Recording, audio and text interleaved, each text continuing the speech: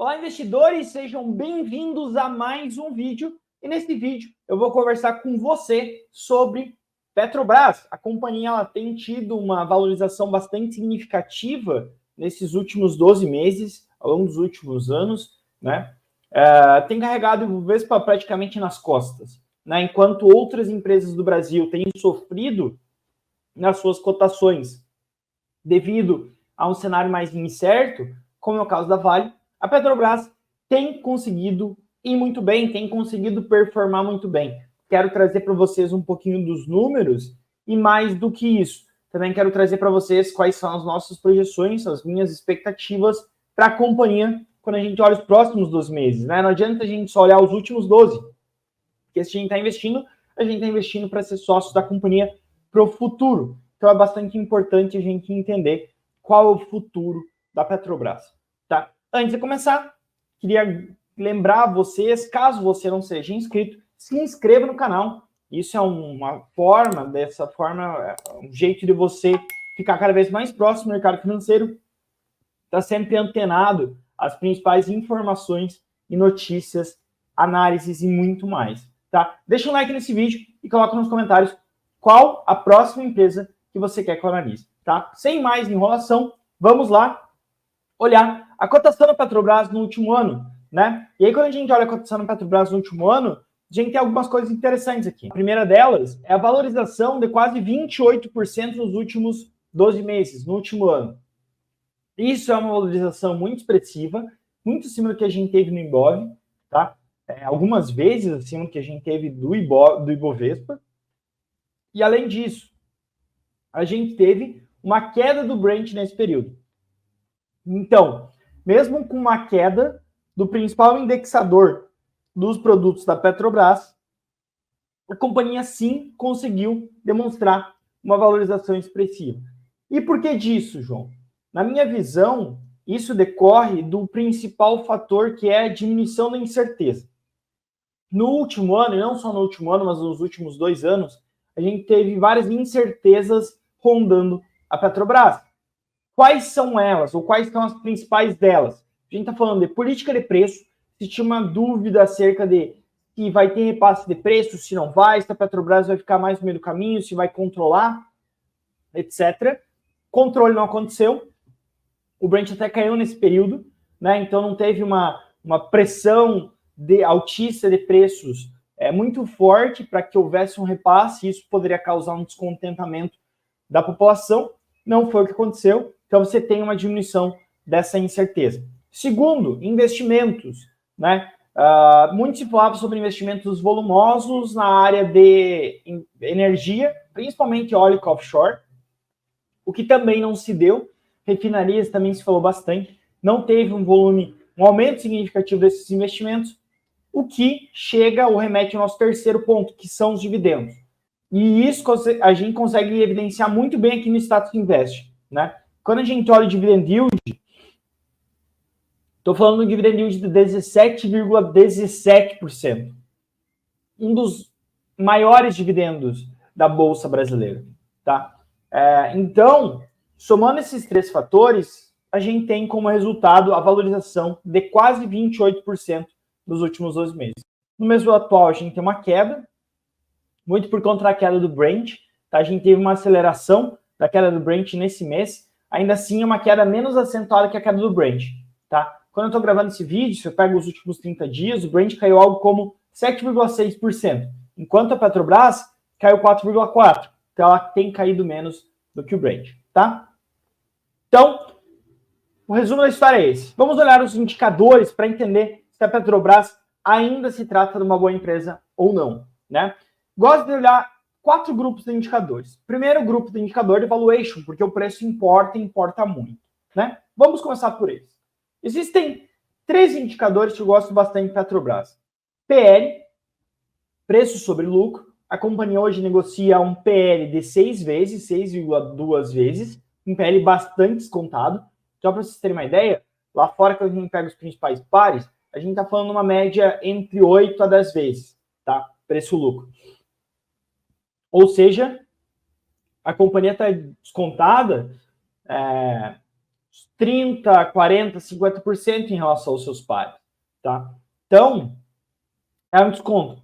Por que desse desconto, João? Basicamente porque ela é estatal, a gente não sabe muito bem como a governança pode mexer lá dentro, né? O segundo indicador que eu gosto muito é EV/EBITDA e EV/EBIT, porque o EV ele considera a dívida da companhia, né? Então você considera quanto você está pagando pelo market cap mais a dívida, dividido pelo lucro operacional, que é o EBIT, ou uma proxy da geração de caixa, que é o EBITDA, né? E quando a gente olha esses indicadores, a gente também vê indicadores bastante abaixo do que a média do seu mercado de atuação. Para vocês terem uma ideia, lá fora, quando a gente pega os principais players, a gente está falando de 6 a 8 vezes, né? Para a Petrobras, a gente está falando 3,3 vezes, né? Quase metade do que a gente vê lá fora. Então, também, desconto significativo. Dados os preços descontados, você tem um dividend yield bastante alto. Lembrando, dividend yield é o dividendo que você recebe dividido pelo preço. Se o preço que você paga é menor do que os lá fora, o denominador diminui, o resultado aumenta. E é por conta disso que a gente tem um dividend yield tão alto. Então, preço não me parece estar esticado ou nada do tipo, tá? Esse primeiro grupo de indicadores que eu gosto. Segundo grupo de indicadores que eu gosto, endividamento. Por quê?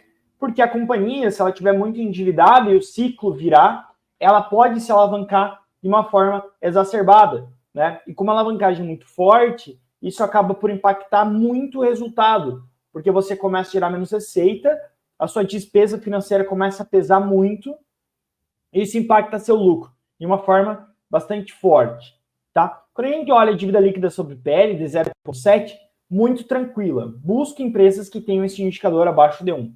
Dívida líquida sobre EBITDA e EBIT de 1,13 e 1,6. Também indicadores muito tranquilos, tá? Só para vocês terem uma ideia, uma dívida líquida sobre EBITDA até 2 vezes para uma empresa de petróleo, ou uma dívida líquida sobre EBIT de até 2 vezes e meia, é tranquilo.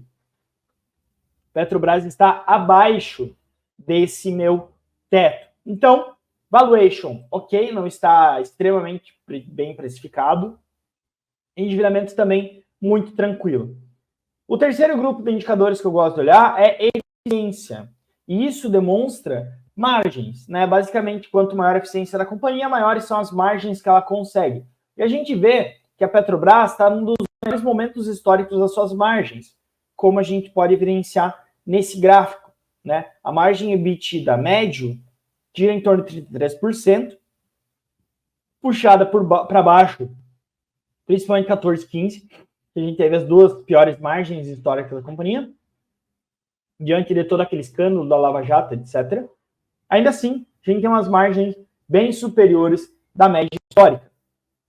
Margem EBIT, a mesma coisa, né? Uma margem EBIT de quase 33%, 33,01%. É uma margem bastante alta, o que significa que a companhia tem conseguido melhorar sua eficiência. E isso principalmente por conta do pré-sal, né? O pré-sal ele tem um unit econômico bastante interessante, tem um custo de extração, lifting cost, menor do que a média da companhia, e a companhia tem aumentado a sua produção de pré-sal. O que isso significa? Imagine que você tem um produto que ele é mais barato e vende muito bem, e você tem um produto que ele é mais caro e vende muito bem também, né? À medida que esse produto mais barato aumente a relevância dentro do seu mix de produtos, você tem o seu resultado como um todo melhorando, né? A sua margem tende a ficar melhor, porque esse produto ele é mais barato, ele custa menos e vende da mesma forma, então a margem dele é maior, né? Então tem esse aspecto, isso a gente consegue evidenciar muito bem na margem. Não é só a questão do pré-sal. Na minha visão, a governança da companhia melhorou muito, né? E por conta disso, a gente tem reflexo em margem. E por fim, rentabilidade. E aqui em rentabilidade, a gente tem basicamente o direcionamento de a qualidade da companhia.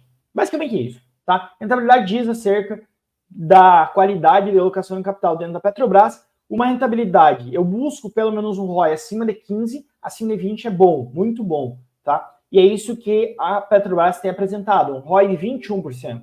Bastante coisa, né? O ROIC de 19%, acima de 15 eu já acho bom, acima de 20, muito bom.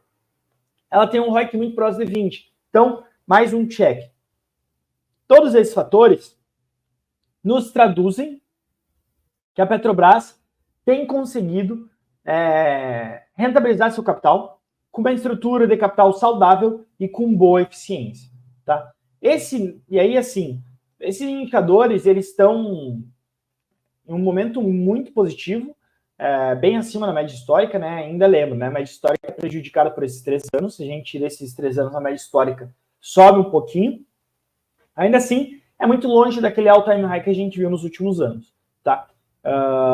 O mercado, ele deu uma segurada nos preços, a gente teve um boom das commodities ali, pós-pandemia, etc. Isso beneficiou várias empresas, beneficiou a Vale, beneficiou a Petrobras, o dólar também beneficiou bastante as companhias. Ainda assim, eu acho que é um momento interessante para a Petrobras. Não é o momento mais interessante da sua história, até porque em 2022 a gente viu um PL de 1,7 vezes, 2023, 3,9. Quando a gente pega P sobre VP, a gente vê que em 2022 negociava abaixo de 1 vez P sobre VP, então muito descontada. Hoje o desconto já não é tão grande, mas eu não acho que a AIS teria também para estar super precificado ou algo nesse sentido. Não, tá? E só para finalizar esse vídeo, trazer algumas perspectivas para vocês, tá? Só para a gente ter uma visão geral. Na minha visão, aqui nessa aba, a gente consegue ver algumas informações interessantes, né? Como, por exemplo, o valor de mercado da Petrobras, o valor de firma dela, que nada mais é do que o valor do mercado, mais a dívida líquida. E a dívida líquida, né? Dívida bruta, disponibilidade de dívida líquida. Quando eu projeto Petrobras para esse ano, eu estou falando de uma empresa que deve ter uma geração de caixa próxima de 120 bi, tá? Mais ou menos isso que eu espero para a companhia, 120 bilhões de reais. A companhia, a Petrobras, tem uma política de dividendos bastante direcionada, clara, que diz que, havendo geração de caixa livre, né? Ela irá distribuir 45% dessa geração de caixa. Ou seja, se eu estou falando de uma Petrobras que tem uma geração de caixa próxima de 120 bilhões de reais, eu estou falando de uma distribuição de dividendo desses 120 bilhões próximo de 54 bi, 55 bilhões, tá? Então, se a companhia deve distribuir 55 bilhões de reais e o número total de ações é 13 bi, eu estou falando de 56 dividido por 13, basicamente 4,3 ou 4,30, né? R$ 4,30 por ação. Hoje, a gente está pagando R$ 37 por ação na Petrobras. Se a gente considera esses R$ 37 para fazer o cálculo do dividend yield, eu estou falando de um dividend yield próximo de 12%. É uma queda em relação aos 17 dos últimos 12 meses, em que ela pagou 6,39, mas R$ 4,30, sem considerar os extraordinários, eu acho que é um dividendo bastante interessante. Tá acima dos 12%, tá próximo dos 12%, acima da Selic, não há imposto em cima desse dividendo. Então, na minha visão, é um case que ainda se demonstra interessante, tá? Talvez não seja uma compra, mas um aguardar. Mais ou menos isso que eu vejo para a Petrobras. Claro, existem os riscos, não há de se ignorar isso, mas esse é o momento atual da companhia, tá bem? Quero saber de você, o que você achou desse vídeo? Coloca nos comentários. Se você é investidor de Petrobras, coloca também, quero saber em que você investe. Não deixe de se inscrever no canal, deixar um like, um joinha, porque isso ajuda muito nós a chegarmos a mais investidores, levar a educação financeira mais além, tá certo? Um forte abraço a todos e vejo vocês no próximo vídeo.